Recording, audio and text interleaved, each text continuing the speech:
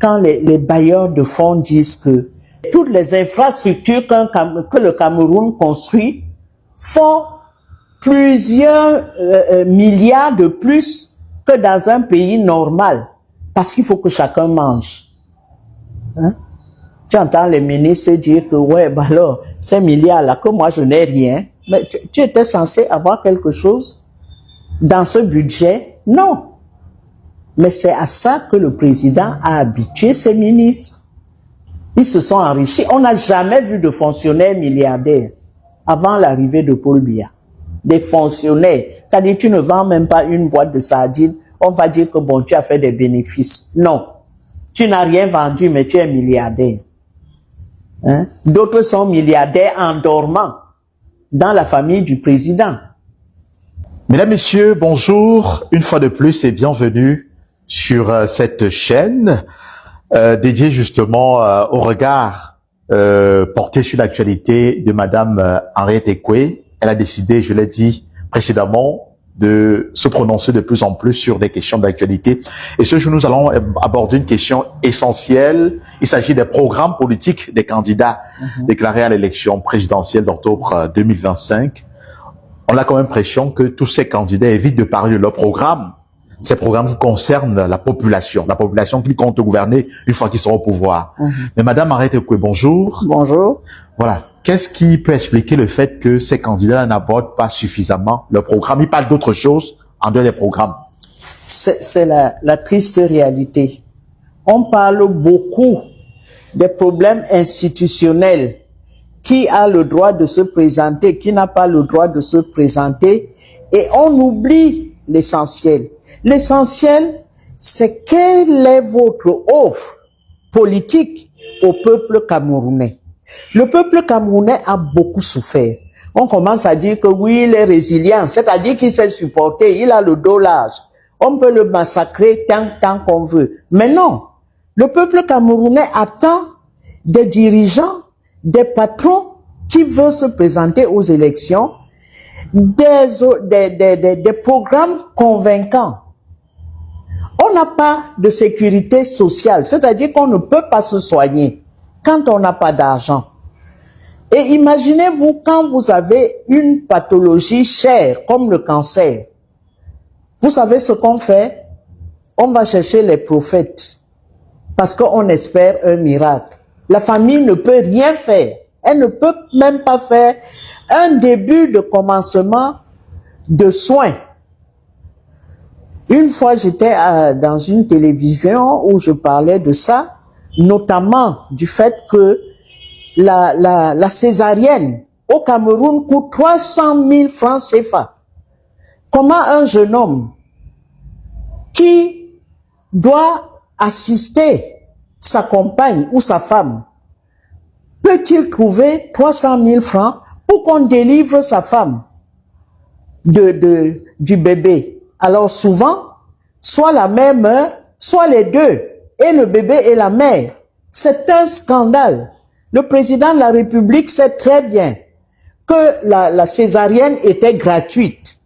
Quand un accouchement se complique, les infirmiers majors faisaient des césariennes. Aujourd'hui, c'est devenu cher. Dans des hôpitaux publics, c'est un scandale. Ne parlons pas des choses comme le cancer. Dès que vous avez un cancer, on commence à prier Dieu, parce qu'on n'a pas d'autre issue que la prière. Or, ce n'est pas la prière qui va guérir le cancer. Ce n'est pas non plus un miracle. On ne fait pas des miracles. Bon, je sais qu'il y a des prophètes qui annoncent des miracles. En veux-tu, en voilà, toutes les secondes. Mais c'est faux. C'est faux.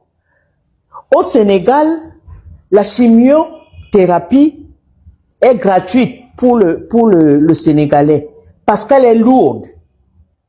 Elle est lourde à supporter financièrement. Pourquoi le président de la République, avec toutes les richesses dont il disposait, y compris de l'or, aujourd'hui on apprend par-ci par-là que la famille du président exploite l'or du pays, les neveux, les nièces, les cousines. Ça vient d'où? un bassin agricole comme le Mungo et ailleurs. Pourquoi le président n'a pas développé le pays? On n'a pas une seule autoroute. Toutes ces choses-là, on attend que les candidats viennent nous dire ce qu'ils vont faire. On a chez nous, depuis les années 80, la dette. Oh, on est allé au FMI, oh, les plans d'ajustement structurel ont chassé tout le monde du travail, on a privatisé tout. Le président n'a rien fait pour soutenir le peuple.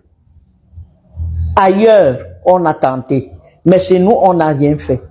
Aujourd'hui, les enfants sont partout. Partout. Et heureusement, quand ces enfants-là sont partis, c'est eux qui soignent les mamans. Et quand ça ne va pas, on fait même venir la mère aux États-Unis, au Canada, je ne sais où. Donc, on attend les programmes. On attend qu'ils nous disent, je vais construire tant de logements sociaux par région. Que les Camerounais ne soient plus dans les élobis comme un pays pauvre sans ressources. Voilà ce que nous demandons aux candidats. Et cela, les candidats ne nous donnent pas ça. Oh non, moi je veux faire la communauté fédérale, des choses comme ça. C'est-à-dire des structures qui sont les déclinaisons de l'État décentralisé. Mais ce n'est pas ça qui fait le programme social. Pourquoi les familles camerounaises, 60 ans après l'indépendance, on vit dans les marécages ou à la moindre pluie, inondation? Pourquoi ne peut-on pas faire des routes solides? C'est ça qu'on attend des candidats à la présidence de la République. Et nous attendons ça. On a privatisé l'université, 50 000. Il y a même des masters à l'université qui valent 500 000. C'est quoi? Ça veut dire quoi? Est-ce que le président a donné... D'abord, son père n'avait rien. C'était un catéchiste. Il est parti avec une bourse. Le fou qui est venu se vanter à la télé, Titus Edzoa, qu'il a mis l'université à 50 000. 2 ans après, il est candidat à l'élection présidentielle de 97. Il vient nous présenter sur papier glacé son programme politique. Et où il annonce qu'il est un enfant de Nouvelle. L'enfant de Nouvelle qui met l'université payante, l'enfant de Nouvelle, quand il sortait de Nouvelle pour aller faire des études en Italie, c'était aux frais de qui? De l'État. Donc, ce régime a complètement détruit l'État. Madame Henriette Okoye, que répondez-vous à ceux qui estiment que ce n'est pas le programme qui est important pour l'instant, que ce qui est important, c'est faire partie de ce système, que les programmes, il y en a, mais il faut trouver des stratégies d'abord pour faire partie, c'est-à-dire mettre ce système de côté afin de réorganiser le pays. Je suis d'accord. Mais comment le peuple va savoir que quand vous allez prendre le pouvoir, vous allez vous intéresser à lui? Or, le grand avantage du peuple, des candidats de l'opposition, c'est de dire, voyez ce qu'on a fait de notre pays. Et nous voulons réparer. Voilà comment nous allons réparer. Il faut convaincre l'électeur. L'électorat, oui. Pour qu'il mette son bulletin pour vous. Tout à fait. Mais vous ne faites rien. Vous parlez de tout. Bon, alors, on a cette espèce de je ne sais pas si c'est la chance, mais les deux principaux candidats là, ils ne parlent que de droit. L'un est professeur, l'autre a un doctorat, alors le droit, ça monte, ça descend, etc. Est-ce que cette distraction n'est pas faite exprès? C'est une distraction. Pour dire aux gens que non, il est le pape du droit. Oui, tu es le pape du droit. Tu me proposes quoi? Pour moi et ma famille dans les élobis, vous me proposez quoi? Dans le marécage. Il n'y a pas un logement social. Et quand on fait des logements sociaux, les ministres camerounais raflent tout pour donner des logements à leurs petites copines, à leurs nièces, à leurs neveux, à leurs cousins. Et les logements sociaux sont hors de prix. Ce ne sont pas des logements sociaux. Il faut avoir des logements sociaux où chaque Camerounais peut vivre dans une maison à l'abri des intempéries. On ne fait pas ça. Il y a des problèmes liés à l'eau et l'électricité. Oui. Les candidats n'en parlent pas, effectivement. On n'en parle pas. Alors, on a un président assez spécial, hein. Le ministère du Plan fait un programme économique. Le président lui-même n'a pas lu. Il n'en parle même pas. Donc, quand il voit que les autres sont en train de déployer des programmes, il dit non. Moi, je vais faire les infrastructures. Il a donc fait les mains-veleux, tout ça là. Et au bout du compte, l'électricité n'est toujours pas arrivée. Après, on dit que oui, mais on a oublié le transport. Bon, on crée une structure pour le transport de l'électricité. Bref, on se moque du peuple camerounais. Et c'est aux opposants, aux hommes politiques, de leur dire, j'ai un plan pour vous. Alors, ce que l'État fait souvent, c'est de dire que nous ne comprennent rien, c'est des totos. Ils pensent qu'il n'y a qu'à. Il n'y a qu'à. Alors que c'est plus compliqué que ça. C'est nous, les fonctionnaires, qui savons ce qu'il y a. Vous savez donc ce qu'il y a. Vous avez fait quoi? Donc, il faut que les candidats soient près du peuple, qui parlent des aspirations du peuple camerounais, qui sont énormes. On ne peut pas dire que oui, le peuple camerounais est gentil, il est résilient. Il est résilient pourquoi? Parce que s'il sort, on sort l'armée des casernes. Et l'armée tire à balles réelles chez nous. Et quand ça tire, la France se tait. Voilà la réalité. Donc, nous voulons que les candidats nous disent ce qu'ils veulent faire. Et aujourd'hui, il y a une autre donnée fondamentale, c'est la dette. Biya dit oui, ça va mieux, la prochaine fois ça va aller mieux, on va sortir du tunnel. 2 jours après, on attend que non, le FMI est là. Bon, la Banque mondiale est venue. C'est quoi? On ne sort plus des griffes du FMI. D'autres, comme l'Algérie, comme le Nigeria, ont payé la dette.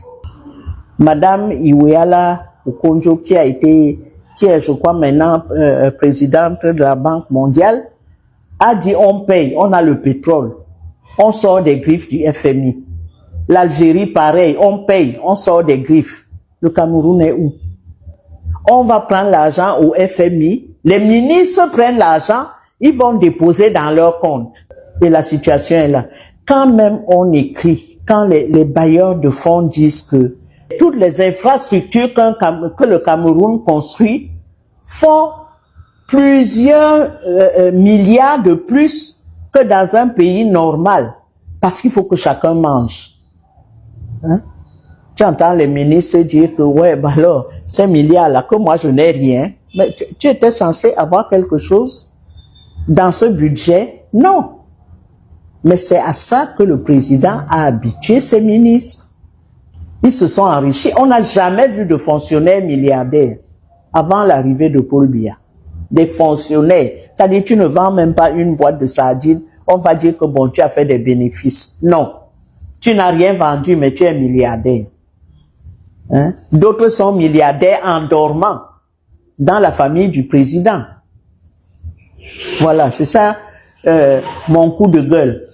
Faites-nous des programmes. On attend les programmes.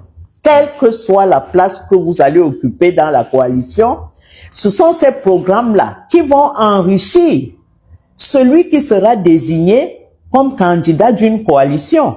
Mais s'il n'y a pas de programme, vous allez parler de quoi? Merci infiniment, mesdames, messieurs, de nous avoir regardés. Merci à madame Mariette Ekoye. On se retrouve prochainement pour une autre vidéo, alors pour un autre coup de gueule.